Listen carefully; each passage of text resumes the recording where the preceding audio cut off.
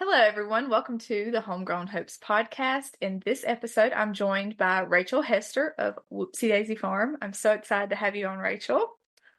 Thanks for having me. Yes.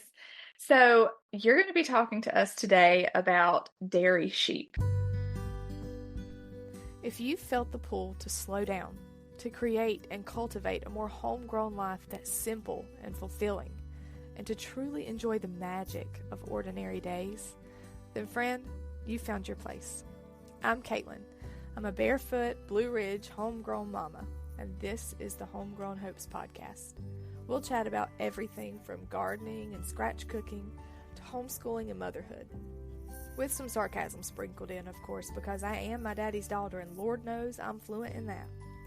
Just know that whatever it is we're discussing, I am by no means an expert, and I'll never claim to be.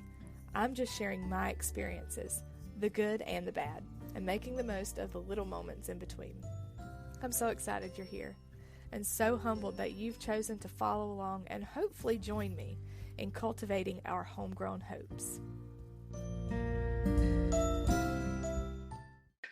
I'm so interested in this. I know there's so much talk around adding a dairy animal to your farm, and milk cow seems to be the way that everybody goes, which is a large animal to add. Yes. So maybe give us a little bit of background on yourself, and then we'll dive into this. Sure. So my husband and I started our homestead about 6 years ago, I think. So before it was cool. Before this became the trigger word here. Yes. And we didn't even use the word homesteading at that point. We just said we were farming because we're in Kentucky. And I remember a friend of mine was like, "So how are things on the homestead?" And I was like, "I'm not Laura Ingalls Wilder. I don't have a homestead. I have a farm." The same way. I'm like, I have a homesteading convention and podcast, and I don't love that word. I just don't know what word to use. I know. I mean, now I'm used to it, but you know, at the time it was like, this is a small farm. Leave me alone. So we did, the entry level drug of chickens, and then I got into ducks, into geese, and we were trying to have a farm business, and it just was not taking off because in our neck of the woods in Kentucky, everyone has chickens. I mean, everyone raises their own turkeys. Ducks were not popular. And so we were like, well, we were doing this for our own nutrition. My husband donated bone marrow right after we got married, and it just wrecked his health. And so we got into this because we needed a consistent source of clean food that he could eat. And, we'd find places that were producing food, but they would either have a health issue with their animals, or they'd get out, or they'd have their own health issues. And so we were like, if we want to eat this way regularly, we have to either move to Europe or make it ourselves. So my husband opted to make it himself. I was fine with the Europe option. Right? Italy sounds good. Let's go. So I had actually lived in Europe, in Romania, on the mission field for a while. So that's actually where I had tasted sheep milk products for the first time. So I just kind of had in the back of my mind, like, someday when we're rich and we have our hobby farm, we'll raise sheep. And I knit and I spin, so I'll have them for my hobby, and then we'll get some milk out of them. So anyway, so fast forward, we have this homestead, and we were looking into like, well, what's something we can do to have farm product to help offset costs? Because it's not never ending to produce your own food, even then, before everything exploded. So we were like, well, the next animal is goats, obviously, because everyone knows goats are easier and smaller and all the rumors. And so we were signed up to get a starter flock of goats, and we were supposed to pick them up in Virginia in March of 2020. What a year. What a time to be alive. And I don't know what happened to them. The starter flock disappeared. Like, I've had people be like, what happened to the goats? I'm like, I don't know. They were gone. So, then the toilet paper shortage happened, and people were like starting to stockpile. And, my brain, I'm thinking, mullein grows on the side of the road. If I need toilet paper, I'll go pick some mullein leaves. Like, can't eat pasta anyways. We're not going to stockpile that. But I was like, we've got eggs. We're getting milk from the Amish, but like, what if they have to crack down? And, we don't really have a source of red meat just in case. I mean, in Kentucky, everyone deer hunts. So that's might not be very feasible if the wheels really come off. So I started window shopping just to see what small animals were around. And I found these 2 border Leicester sheep. And I said to my husband, they're an hour away. This gives us some kind of an insurance just in cases. And he's like, okay, well, let's go get them. So on Mother's Day of 2020, we went and picked up 2 border Leicester sheep, which when I was doing research on them, historically, they have been used for milk, but that's all I could find was just a little blurb like they've been used for milk. And it didn't say who milked them or any other information, just you can milk them. Yeah. So we brought home 2, and we just noticed that where we had them, the soil was improving, the grass got greener. They weren't really trying to escape. Like, they were very docile. They were easier to manage. And my husband's like, I don't think I want to get goats. I think I want to just invest in more sheep. I'm like, okay. So, we got our stimulus check and supported local, economy, boost that economy. Right, exactly. This season of the Homegrown Hopes podcast is brought to you by Ransack. That's RANNSAK, Ransack. And this company is really unique. It is a family-owned and veteran-owned company. It was started by my sister-in-law and her husband, and I absolutely love the idea behind this. So this is the first of its kind. It is a peer-to-peer rental marketplace. And basically what that means is you can rent out the items that you have laying around your house collecting dust.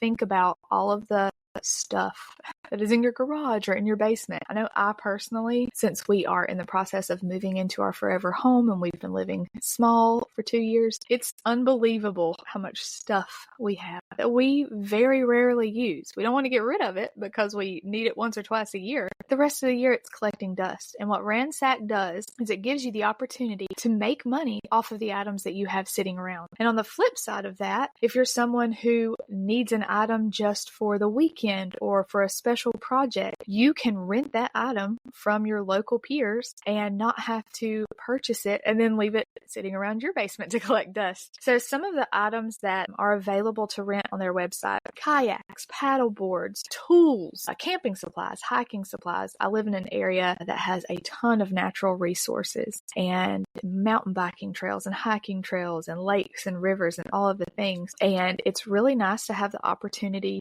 to rent the equipment for a new hobby and see if it's actually something that you're interested in and want to invest in before you buy all of the equipment up front and then decide, you know what, maybe I'm not a mountain biker. So if this is something that sounds interesting to you, please go check out their website, because I just think it's the most amazing concept. Just a wonderful way to, 1, earn money, earn extra money on the stuff that you have laying around, 2, save money by not having to purchase tons of equipment that you may not need or just renting it for the times that you do need it. And then also it has the really unique benefit of reducing consumerism. Think about how much stuff we buy that, like I said, we really don't need all the time. How much better would it be to just rent it, use it when you need it, and then send it back? So I just absolutely love this concept. If you are interested in learning more about their business, please be sure to visit their website. Again, that is RANNSAK.com, Ransack.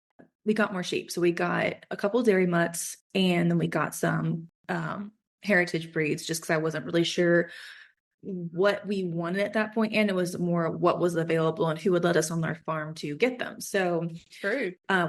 We bred all of them, and then spring of 2021 we had our first lambing and I started milking them. And so that gave me a unique perspective, because most people who get into dairy of any kind, if they need more than one, they go to one farm, they get one breed, and that's just what their experience is. Versus with me, I had a huge variety of breeds. I had some dairy, I had some non-dairy, I had heritage, and they all had different temperaments. They all had different butterfat content. They had different milk volume. They had different personalities. And so I was able to kind of see, like, if you want sheep milk and you don't have access to the proper breeds, you can still get sheep milk. You just kind of have to manage it a little bit differently. So, I just started talking about it on the one Facebook board that existed at the time. And no information out there available for this. There was nothing. Like, if I wanted information, I had to go talk to people overseas on social media, because there was one Facebook board and you could get some information from that. But these were just other little small farmers and stuff. Like, no one was really testing or note taking or doing any kind of scientific thing. Like we were just kind of all picking it up and going with it as we could and swapping notes. So, wanted to go to Homesteaders of America that fall, and a friend of mine had a booth, and she said, I know you've been kind of playing with some sheep milk soap. Would you want to bring that and sell it at my booth? Because I've never worked a booth before. I need a booth buddy. So like this could be your incentive. And I'm like, okay, sure. So that was fall of 2021. I mean, it sold like hotcakes, and that's not something that you find very often. no, and folks were really curious about sheep for milk. And so we went the following year to Homesteaders of America, and that same friend gave a presentation on wool sheep, and she mentioned you can get milk from wool sheep. And so at the question and answer time, half the questions were about sheep for dairy. And she was like, I don't raise sheep for dairy. I just know that you can. And so finally she looked at me and I nodded, and I looked at her and she nodded. And so I just stood up in the middle of her presentation. And I'm like, okay, come talk to me, because I do milk sheep. I know what I'm talking about ish. So here's my booth. Well, I mean, we were swamped after that with folks wanting to know about sheep dairying. And so, my husband and I were like, well, why don't we like write a little pamphlet or something about sheep dairy, and I'll interview some of the folks I know on the sheep dairy boards, and we'll just kind of try to get the word out. And the lady who we were next to in the booth, she was like, well, I'm actually starting a publishing company. Would you want to write a book about it? And I'm like, sure. So I have folks asking me now, like, so how do you find a publisher and like all this thing? And I'm like, I don't know. Okay. I literally slipped on a banana peel and ended up with a book contract. Okay. So I do markets too, and I have made the best connections with other vendors. Yeah. Like my business would never be what it is without meeting people at markets. It's so interesting. I love people that build other people up. Yeah. I mean, the vending community in the homesteading world is just that's half the reason why I go to these events, is for the other vendors, because it's just wonderful experience. So, that's amazing. So that led you to writing your book. Yes, and then that's led to speaking engagements, and it's just been a very interesting God thing of how this has all come about. But yeah, so there is me in a nutshell. So in a nutshell, that's amazing how that just played out. So you mentioned to me that sheep is considered the original dairy animal. right. So in the archaeological digs where they found pottery shards with what they consider to be the oldest milk storage that we have record of, they've done chemical analysis on that milk residue, and they think it is actually sheep milk. Wow. Yeah. So, and then it's just one of those things that we've probably lost. It's not a popular dairy animal. Well, in our country, overseas, in some areas, they are a far more popular dairy animal than any of the other ones. So, and there's a lot of politics in our country. The cattle industry really did attack, and I do mean that in the literal sense of the word, the sheep industry. And so, in my area, people just are like, oh, well, sheep are stupid. You know that, right? But apparently if you go out west, like there's still a very strong anti-sheep culture. Like you're called names if you're a shepherd. Like it's weird. So, the more I get into alternative lifestyle stuff, like eating clean and not going to the doctor if I have a sniffle and that kind of stuff, the more I find out like there's several areas in our country that I thought were accidental, and it turns out they were very proactive. So, there was an actual campaign in both our country and in England during the Industrial Revolution to move sheep to the wayside and move agriculture towards cows. And there was some legit reasons for that, and there were some rather nefarious reasons for that too. So, man, I'm such a history nerd that just fascinates me. So I could go all the way down that rabbit hole. Oh, there's so many bunny trails and like rabbit holes when you start getting into sheep. It's like, oh my gosh. So amazing. So what do you think as far as sheep dairying in America? What are some of the misconceptions or challenges that you think that people might believe about that type of dairy animal? Well, the first one is that sheep are stupid. The second one is that wool is a nuisance and it's terrible and it's scratchy and it's high maintenance and all this kind of stuff. I used to think that goats were far more parasite hardy and just more hardy in general than sheep. It turns out sheep are actually much more hardy than goats. I bet. I have a couple of just like pet goats pretty much that I thought I was going to milk and that didn't pan out. Imagine that. But I've told this little story before on the podcast too. You mentioned them getting out, goats getting out. We talked to our local ag agent, and my dad was like, "Well, what kind of fence do you recommend?" This is probably 20 years ago. "What kind of fence do you recommend for a goat?" And he was like, "Well, one that's waterproof, because that's the only way you're going to keep them in. They're going to get out no matter what." Yeah, exactly. Yeah. Yeah, sheep are not like that. I mean, I've had some sheep escape from fencing, but it was only because either the ewes wanted the ram, and that happens more often than the ram wanting the ewe, ironically. Or their paddock was done, like they'd eaten everything and they wanted new food, and I just hadn't gotten to it fast enough. Or we had quarantined a new ewe we had just purchased, and she decided she did not need quarantine anymore, so she jumped an 8-foot fence and joined the rest of the flock. And I was like, okay, just have fun. Yeah, I'm not going to argue with you. oh man. Okay, that's really interesting to me, because I think I kind of probably had that misconception too, is that sheep are just less hardy in my mind. They're more finicky. Yeah. Right. No, they're actually more parasite resistant than goats. Goats seem to think they're made out of sugar. If they get wet, they'll melt. And sheep are the opposite. I've had sheep who will fight me to stay out in the elements. They do not want put in the barn. So, sheep can get wet and sheep can get cold. If they get cold, wet with wind, they can get pneumonia. But I mean, if it's a really bad snowstorm, they love just curling up. The snow will snow on them. Their wool insulates them. And then they get up in the morning and shake it all off. And it's beautiful and picturesque, and they're fine. So. Wow, that's amazing. Okay. So besides their pasture management issue, characteristics, what are some of the differences between sheep's milk, goat's milk, cow's milk, as far as nutrition wise? Because you mentioned you got into this for health reasons, which is how most of us fall down this homesteading rabbit hole. Right. Yes. Right. So what are some of the key differences there? So pound for pound or gallon for gallon, sheep milk will always make more cheese than goat or cow milk because of the fat and the protein. It has the lowest amount of lactose, so it is the most similar to human breast milk of the 3 milks. So actually in India, they're doing studies where they're giving infants sheep milk instead of formula for failure to thrive infants. And the infants are actually doing better on the sheep milk than formula. Yeah, I mean, that's another rabbit hole. Yeah, we won't go there. We won't go there. There's not enough time in the day. No, we'll be here a long time if we do. But it is much higher minerals.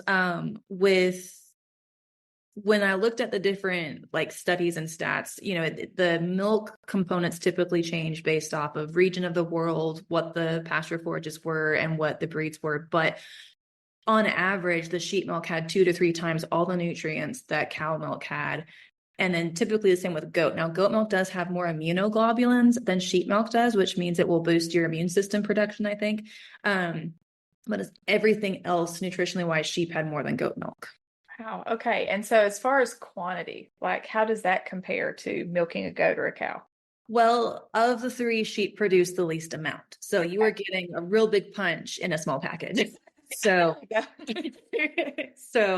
and I think that's part of the reason why another reason why it hasn't become really popular in our country is because overall agriculture wants bigger, better, faster, fatter, cheaper. And sheep milk just die under those circumstances. So you really can't do a mass production factory farm situation with sheep because they'll just die. That being said, you get a healthier product. But on my really crappy pastures, my dairy crosses will give about 1.5 quarts, so upwards towards 1 liter. But like I said, I have really, really, really bad pastures. They're worse than I thought they were. So I think as our pastures improve, I can expect a solid liter from them. Now, if you get high percentage East Friesians, which are like the Holsteins of the sheep dairy world, you can get 1 gallon a day from those girls. And especially because we're kind of talking for the small scale farmer or homesteader, backyard sheep is what I have in my mind. Anyway, that's kind of the audience here. I don't see that as a bad thing necessarily. I see some of these people who are getting 4 gallons a day, and unless you're selling it, which is if it's legal where you are, blah, blah. How in the world do you go through that much milk? I don't think I could keep up. I think that would be more of a burden than a blessing to me to have to manage 4 gallons a day of milk. Right. So we do have a Jersey cow to feed the other livestock on our farm and to get smart. Well, John and Beth's daughter, you are smart. I just copied them.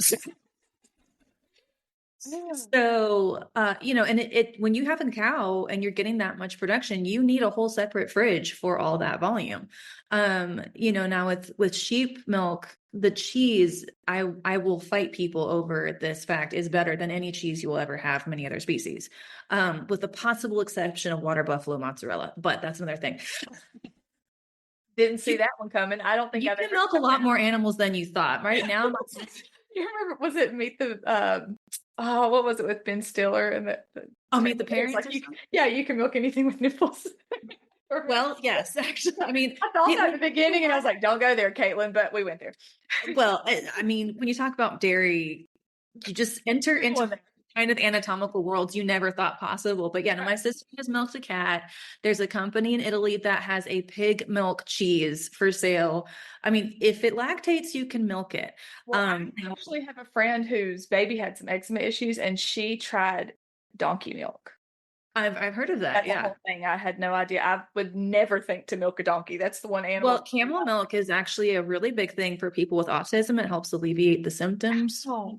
So we actually have been dealing with some Lyme and COVID issues with my husband's health, and we are currently importing camel milk from Missouri. He just tried sheep milk yogurt ice cream last week, and he was fine with it. So I'm very excited when our sheep freshen, he can switch to sheep milk because that is infinitely cheaper than camel milk. So, but yeah, I mean, you can imagine milk a lot of things. Great. Oh my goodness. Okay, I don't even remember what the question was, but we got. I don't either. Throw another one at me. We'll see where we go. Okay, so you mentioned that you have a Jersey cow for butter. So do you not do butter with sheep's milk, or do you just prefer? No, you can do butter with sheep's milk. Sheep milk is naturally homogenized like goat milk. And so like if I leave my sheep milk in the fridge for like a week and a half, there will be like a centimeter or maybe an inch of cream on top that I can hand skim. But if I am trying to get cream out of like a gallon or two of sheep milk, I will use a cream separator. So our thing was just, we were feeding pigs and chickens and dogs and cats. And so I figured since we have this volume, I'll just get more butter because that was mainly what I was cooking in was butter. Mm-hmm. And so I had the sheep butter for like bread and then the cow butter for ghee and cooking and that kind of thing. Okay, that makes sense. So there's definitely like a more of a cream content for cow's milk, you think?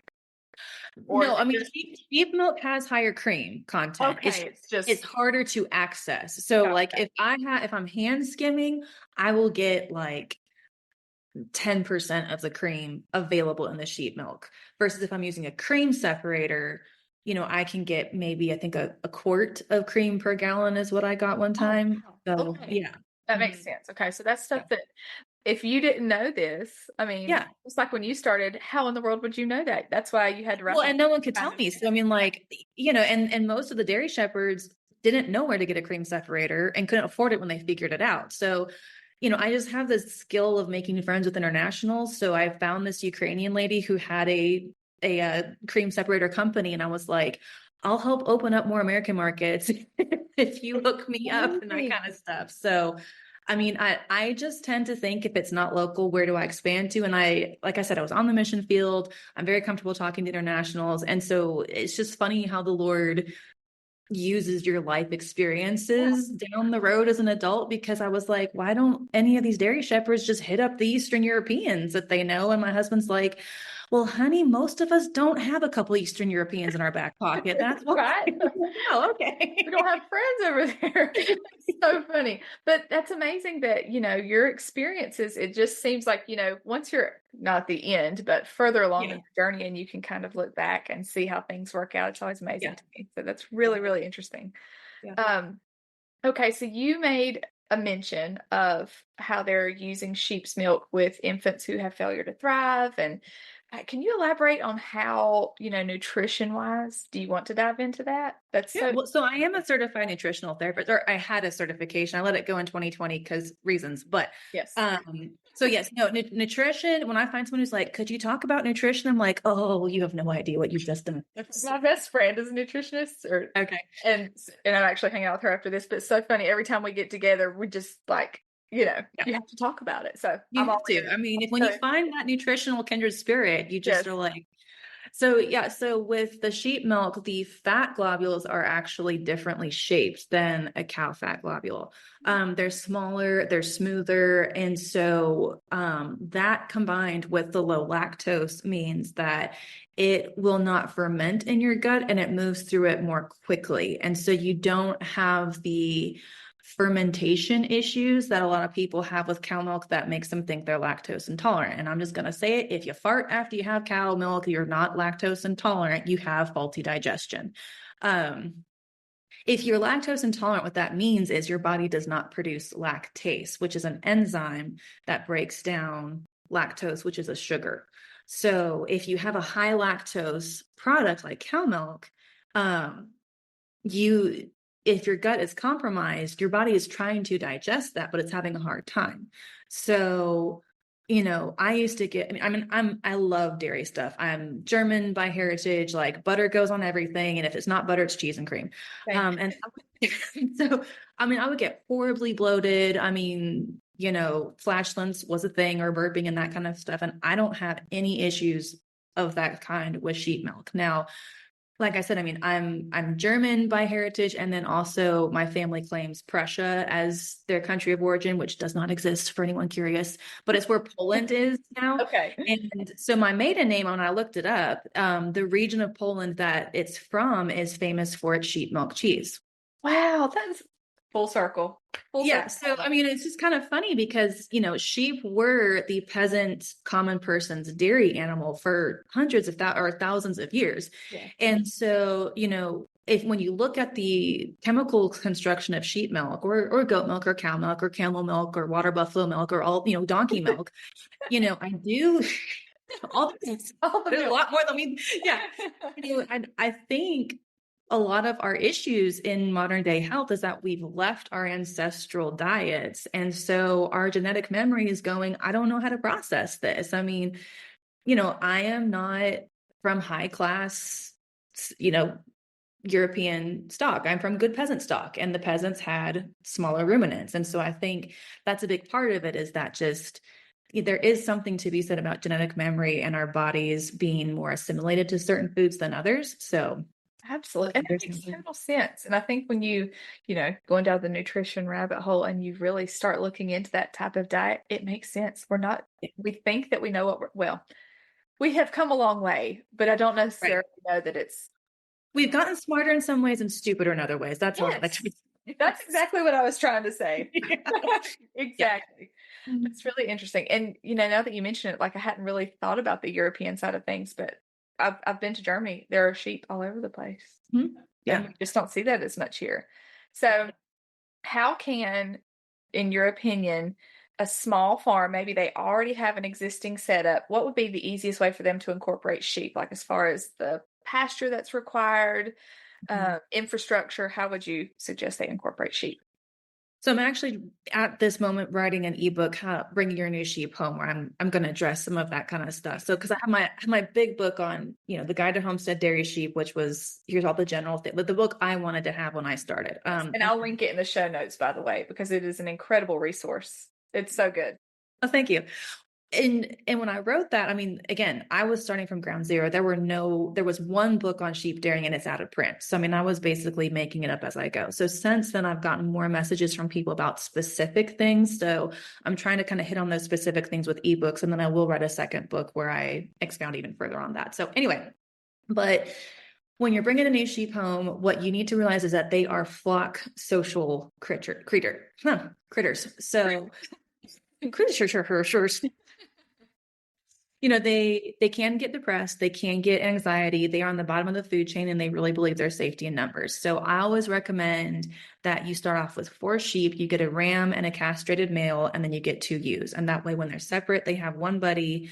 And then, when you go to breed, they can just all be together as a little flock. So that would be my recommendation. Depending on your region, your soil, your breed of sheep, what you're asking from, I think the ratio is it's between 4 and 6 sheep per acre. Oh, okay. If you want to do a grass-based management system. So one of the things I'm realizing I need to talk a lot more about is when people bring sheep home to their farm, a lot of us want to do rotational grazing and put them in electronet, which is perfectly fine. That's what I do too. However, when you first bring a sheep home, you need to establish yourself as their shepherd, and they need to become familiar with their settings. There's actually studies done where sheep can recognize a photograph of their shepherd after 2 years of not seeing them. That's amazing. Yeah. So they're not stupid. They really are intelligent. They're not human. So they're not going to think like a person. So they do a lot better when they know what to expect. So like they did a study where they flashed a light at sheep before dropping a piece of wood right next to them while they ate. And then they did the same thing where some sheep were eating and they dropped a piece of wood, and the sheep actually learned when light flashes, a piece of wood's going to drop, and it didn't startle them anymore. What? That is mind-blowing to me. Yeah. So, I mean, you can train them. Like there's old photographs of people in the Swiss Alps who have sheep pulling little carriages. So, which is good news if you want to milk them, because you have to train them to be milked, like to either jump up on a milking stanchion or to sit still while you're there. You can teach them to walk on a leash. There's all kinds of things you can teach sheep to do if you know how to interact with them, right? But they're not going to do any of that if they have not accepted you as their shepherd. So how do you go about doing that? So the main thing is time. You need to spend time with them. If you do the love languages, their love language is time and acts of service. So they basically will see their shepherd as the head sheep. They don't see you as a human anymore. They see you as one of them, because when they just see a human, they think predator. And so they're automatically watching foreign humans as a potential threat to their life. But if you establish yourself as their shepherd, they see you as a sheep. And so they're willing to do what you ask them to do. That's amazing. So it makes sense. Spend time with them and you'll have a better connection. Yeah. But I mean, I wouldn't have thought to do that. Yeah. But I mean, like in scripture, when it says my sheep know my voice, like it really is serious. When we had our border Lester, if someone would come onto our property that she didn't know, she had a very specific baa she would give. Like a guard sheep. Like a guard sheep. So like she would baa. So multi-purpose. They really are. They can guard you. They can clothe you. They can feed you. They can fertilize your garden. I mean, there's all kinds of. My poor husband. He has no idea we're getting sheep after this. That's okay. I'll talk to him. I'll fix it. What? You don't understand. I talked to a professional. We have to do this. Yeah, you really have to. And the thing is, a lot of women are like, I can't sell my husband on sheep. I'm like, here's what to do. Knit the man a pair of socks. Oh, see, my husband is sold on wool socks. That is something that he will spend money on, is some good wool socks. So you just get you some, knit him some wool socks and be like, here, baby, if we get sheep, you can have many of these you want. That's how I sold my husband on it anyway. So I was like, it's free because it's already here. He's like, you have to feed the sock makers. But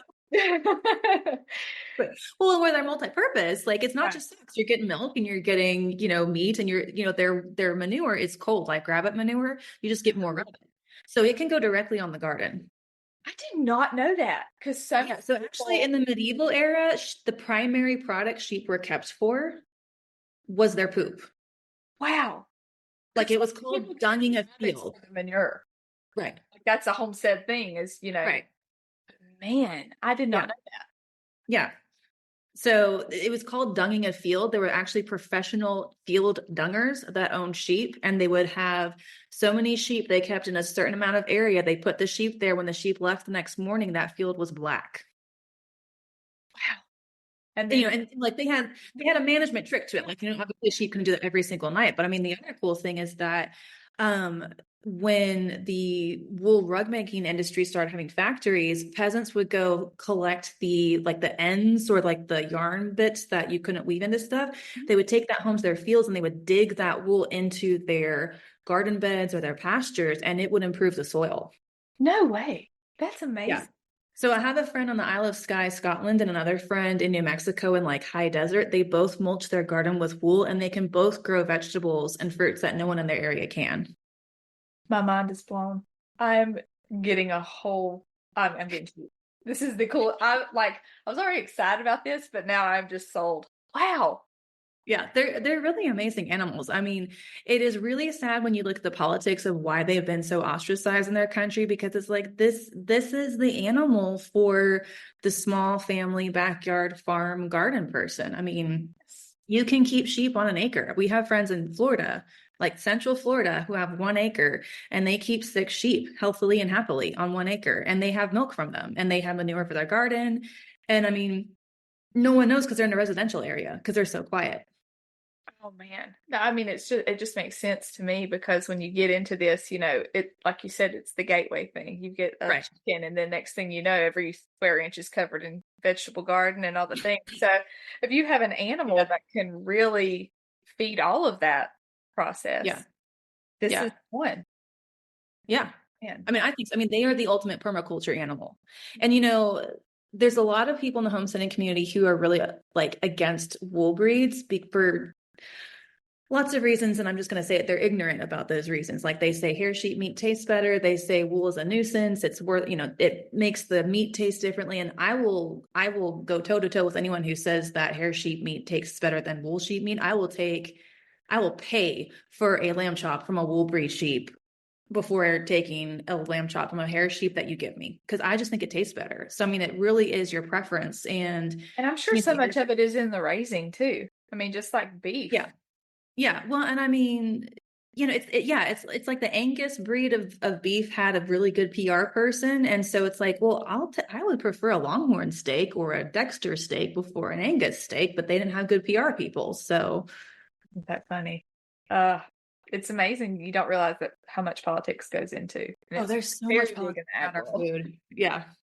Okay, man. I feel like we could do like 10 episodes just on this. There are so many rabbit trails. You're going to have to come back on because I'm fine with that. Okay, I see so many different directions here. And I haven't even touched on wool yet and all the health benefits that you get from wearing wool. I mean, like, just a spoiler alert, my husband and I used to get horrifically sick every single winter with influenza or whatever came through. Now that most of our winter wear is wool, we rarely get sick. And, most people think of wool as a winter wear commodity, but I actually just finished a tank top and wore it on the beach in Central Florida in August. Oh, that's telling right there. And I was fine. So it actually helped. It wicks moisture, right? That's my understanding. It wicks moisture. It's breathable. I mean, the only complaint I had was that the cloth was a little heavier than like a linen or a cotton or something like that, which, I mean, that was just the needle size I used and that I hand spun it. So if I had gotten like a lace weight, that would not have been an issue. So, I mean, there's whole companies now that are making wool underwear and wool, summer wear and sports ads for them. Yeah.